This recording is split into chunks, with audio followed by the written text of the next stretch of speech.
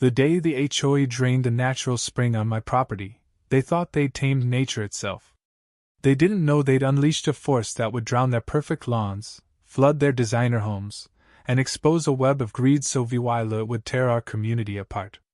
My name is Daniel Harper, and this is how I let nature exact its revenge on the Cascade Heights HOA. It started with a letter, slammed onto our kitchen table by my wife, Emily. "They can't steal your water," she fumed. The notice from the Cascade Heights HOA declared the spring a crystal-clear gem that had bubbled on my family's land for over a century, a flood hazard. Rachel Bennett, the HOA president, had been gunning for it since she strutted into the neighborhood 6 months ago. "That filthy puddle drags down property values," she'd sneered during her first tour, ignoring how it nourished wildlife and cooled our corner of the subby Shown in the blistering summer heat. The notice gave me 30 days to cap the spring or face to law 500 daily fines.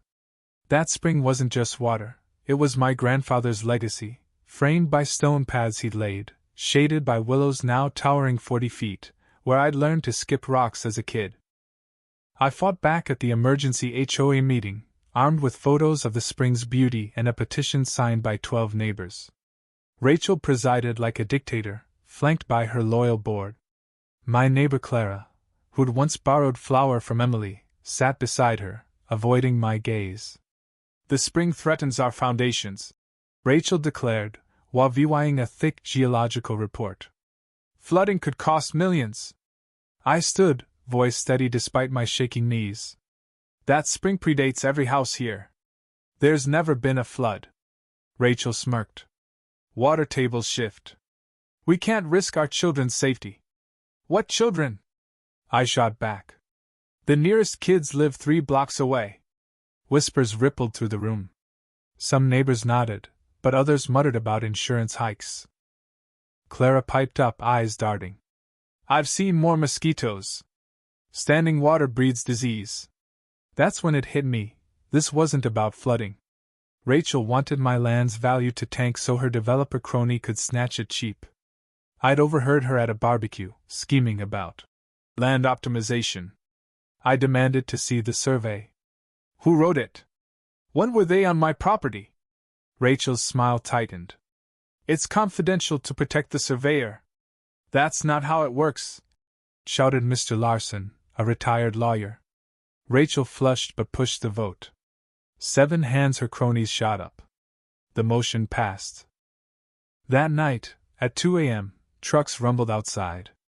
Through my curtains, I saw shadowy figures hauling equipment toward the spring. I grabbed my flashlight and phone, storming out in pajamas. "This is private property."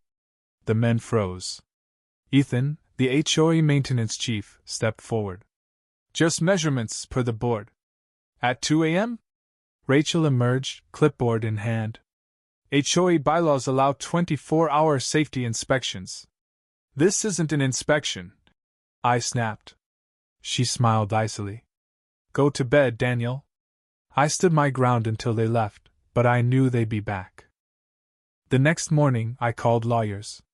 2 refused HOA cases. The third wanted due law $5,000 up front. Desperate, I hit the county records office. After hours of digging, I uncovered a bombshell. Rachel's surveyor was her sister's husband, his license revoked for faking reports. Even more shocking, Cascade Heights sat on an ancient watershed. My spring was a pressure valve for underground water. Draining it could flood the entire neighborhood. I requested another HOA meeting, but Rachel blocked it, claiming no new evidence. So I built a website posting the spring's history, the fake report, and my findings. I shared it on our neighborhood's Facebook group. Comments flooded in, memories of the spring, doubts about Rachel. Even board members messaged me, admitting they'd been pressured to vote yes. Then Mrs. Thompson, a 60-year resident, posted a game changer. "That spring saved us in the '78 drought when city water failed." The tide shifted. But Rachel wasn't done. At midnight, my phone rang. "Drop the website or you'll pay," a disguised voice hissed. I knew it was her. At dawn, industrial pumps roared to life along my property line, sucking the spring dry. Rachel stood watching, sunglasses hiding her eyes, as Ethan directed workers. "This is illegal!" I shouted. She waved a document. "Judge signed an emergency order last night." My spring turned to mud. Lily pads withered. Ducks wandered, lost. Emily filmed everything, shaking with rage. "This is criminal!" By noon, the spring was gone, a cracked crater where beauty once thrived. That afternoon, Clara planted roses by her fence. "Sorry about your water feature," she said, not looking up. "Property values should rise now." I stared. "That spring fed our groundwater." She shrugged. "Rachel says city water's fine." I called my college friend Liam, a hydrologist. He studied my maps, face grim. "Your spring was a safety valve for the aquifer. Without it, water will force its way up through basements."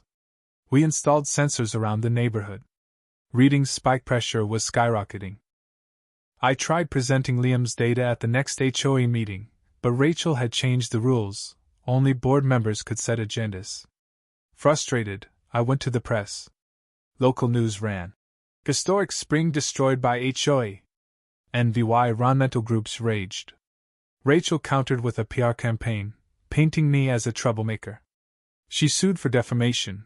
I countersued for property damage. Then the floods began. The Miller's basement filled with 3 inches of water. The Garcias foundation cracked. Clara's prized roses drowned. Emergency HOA meetings became chaos. Rachel deflected. "Old pipes, nothing to do with the spring." But Liam's data showed the aquifer, unleashed, was wreaking havoc. Mr. Larson dug deeper. "Follow the money," he said.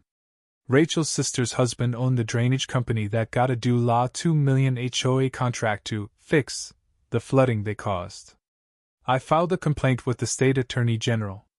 Investigators swooped in, subpoenaing records and interviewing residents.